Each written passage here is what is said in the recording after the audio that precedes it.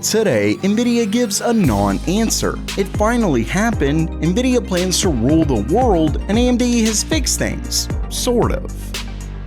Welcome everyone to Gamer Meld.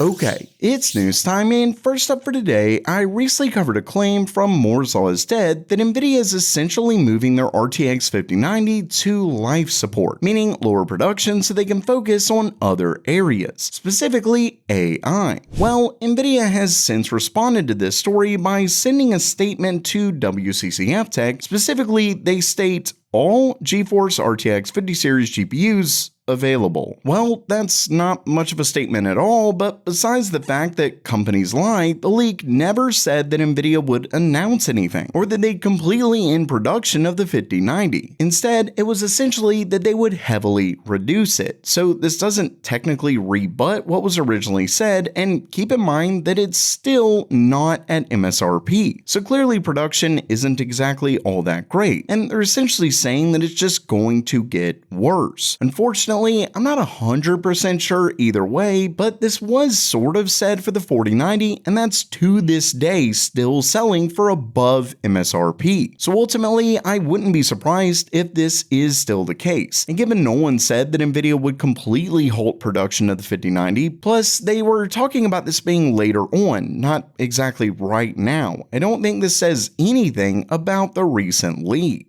Next up, if you're still having a hard time finding a GPU at a decent price, I've got the perfect place for you. Here, you don't have to worry about getting scammed like some people who found the wrong GPU in their cart. I'm of course talking about this video's sponsor, Jawa, the online marketplace that guarantees you get exactly what the listing said or your money back. And they're about to have some awesome deals, specifically from November 22nd through December 2nd. I'm talking $300 off select custom PCs to 4080s for $550. In the meantime, Jawa has awesome prices on all the parts of your PC build. Whether you need a new CPU, memory, a case, even peripherals, they have it all. And if you're hoping to upgrade your current system, Jawa has an awesome program where you can trade in your old GPU or CPU to put towards your new parts, so you can save even more money. And if you're not into building out your own rig, Jawa also sells pre-built gaming PCs from a number of artisan builders for any budget. They really have some incredible builds, so don't wait anymore and save money with Jawa by visiting my link in the description below.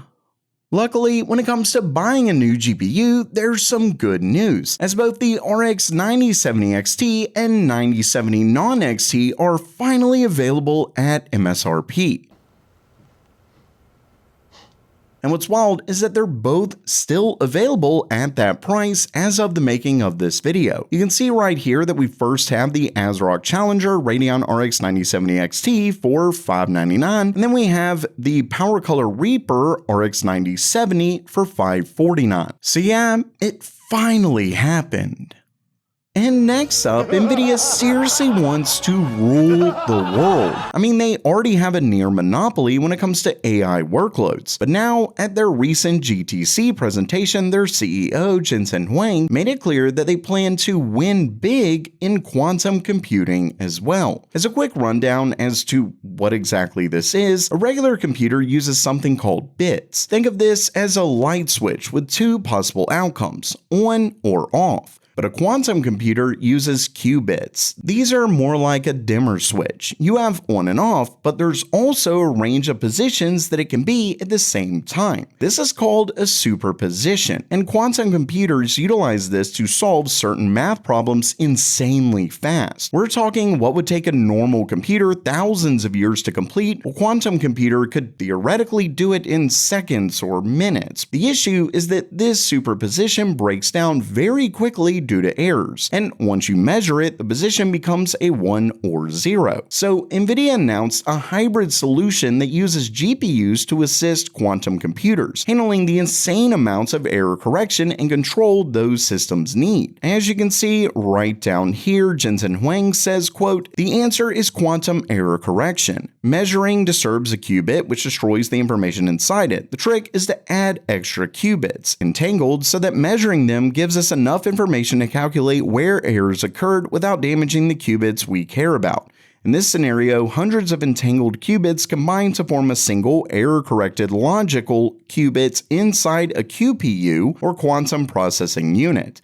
Goes on to state, we now realize that it's essential for us to connect the quantum computer directly to a GPU supercomputer so that we can do the error correction, so we can do the artificial intelligence calibration and control of the quantum computer, and so that we can do simulations collectively working together, the right algorithms running on the GPU, the right algorithms running on the QPUs, and the two processors, the two computers working side by side. This is the future of quantum computing. So all of this aside to say that this obviously would require a pretty powerful and fast interconnect. So the GPUs can run error correction at the same time as the QPUs are actually running whatever simulation or whatever it is that they're trying to do. And this is now called the NV Q-link, where, as they state, the Q presumably stands for quantum. This is where Nvidia wants to come in and, yeah, like I said, kind of rule this space as well, or at least rule the GPU side of things as well as the interconnect between them, where you have to use Nvidia's stuff. And lastly for today, AMD will not stop getting in their own way. They released a new statement that's absolutely terrible, but they are at least giving in. So for those who didn't see my video on it, as a quick recap, AMD launched a new driver a little while back that did a couple things. First, you can see that, at least according to this, it's disabled USB-C power charging for the RX 7900. But then in a later statement, AMD confirmed that no, it didn't do that. Although, who in the world wrote this? I mean, it's clear that they were at least planning on it happening eventually. I mean, why would you write this up at all? But if anything, it's likely just because they had some really bad press here, so they thought they'd quickly add it back in. Not really sure. Either way, that's really not the important stuff. The really important stuff is the fact that they actually added a couple different branches here and put the RX 5000 and 6000 series in one branch, and then the newer RX 7000 and 9000 series in another.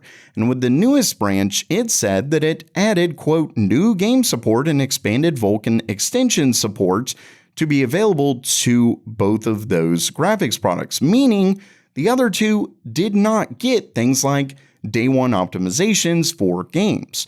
Well, AMD then kind of clarified and they said, well, RDNA 1 and RDNA 2 graphics cards will continue to receive driver updates for critical security fixes and bug corrections to focus on optimizing and delivering new and improved technologies for the latest GPUs. Basically, they wanted to focus on RDNA 3 and RDNA 4, and that yeah, our suspicions were correct. But then they got into quite a bit of backlash for obvious reasons. RDNA 2 especially just launched on new hardware with the APUs. I mean, just launched. They're still selling APUs that include RDNA 2 GPUs in them. And like I said, these just launched. It's completely absurd.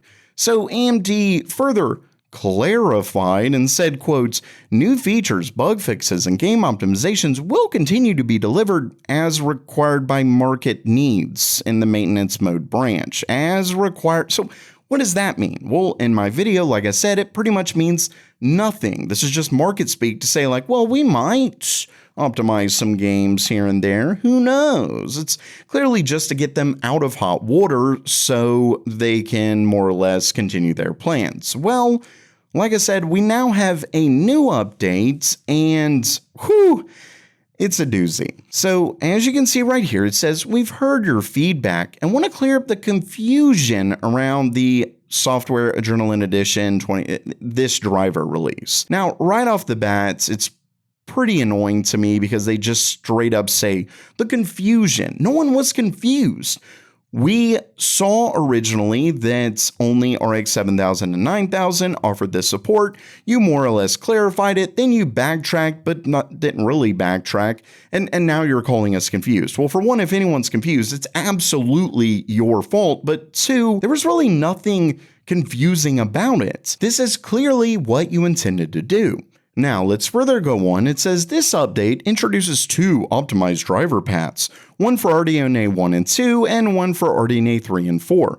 This is not the end of support for RDNA 1 and RDNA 2. Your RX 5000 and RX 6000 series GPUs will continue to receive game support for new releases, stability and game optimization, security and bug fixes. The difference is that these products now benefit from a dedicated, stable driver patch, one built on years of tuning and optimization. What? That's exactly how they were before. It says this approach helps deliver a smoother, more consistent experience. No, it doesn't. More consistent experience for your games while insulating previous generation GPUs from rapid changes designed for newer architecture.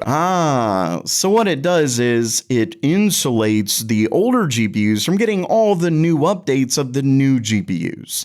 So they're really trying so hard to package this bull into something that's palatable, but really means nothing. I mean, by definition, that does mean that the newer GPUs are getting newer stuff and the older GPUs aren't. And let's be clear that they originally were flat out saying that they weren't going to get day one optimizations for games and stuff like that. They were just going to get security and bug fixes and all of this. And that was really just a response to the backlash. Though, I mean, I have no doubt they were going to at least offer security and bug fixes, but it was pretty much for sure off the board for game support for new releases and all of that. So this is clearly them backtracking, but then trying to pretend like we just didn't understand. No, we did understand. You need to be way more clear about this, and really you just need to be honest. You need to say, listen, we screwed up. We're sorry for gaslighting you, which is essentially what they're doing here, but we messed up. We do want to add back day zero game support for RX 5000 and 6000 GPUs. We're not going to do what we said. We did say this, but we're not going to do it. That would be great. But instead, they're trying to gaslight us and then say, well, we were always going to do this. Well, clearly you weren't. So finally, they give us a bunch of other bull. It says, our goal is simple: to give every Radeon gamer the best experience possible. By separating the code paths, our engineers can move faster with the new features for RDNA 3 and RDNA 4 while keeping RDNA 1 and RDNA 2 stable and optimized for current and future games. Ultimately, this is AMD capitulating and saying, okay, we will add game support for new releases to these. We will add stability and game optimizations and things like that. That obviously is a good thing, but let's be clear that we need to stay on top of them because it's still obvious that they really don't want to do this. They're just being forced to. So if it does seem like they aren't doing this in the end, we really need to push back yet again. Now, there is some good news, and that's the fact that Linux gamers will not be affected by this new driver shift. For one, Linux obviously is open source, so the community can handle drivers and things like that, but also AMD's driver team on Linux is completely different from Windows. So that, of course, is great news, but when it comes to Windows, definitely stay tuned. So while that does it for today, let me know what you think about AMD's statements on this driver debacle down in the comments below. And if you like the video, please subscribe and give it a thumbs up. And as always, have a great day.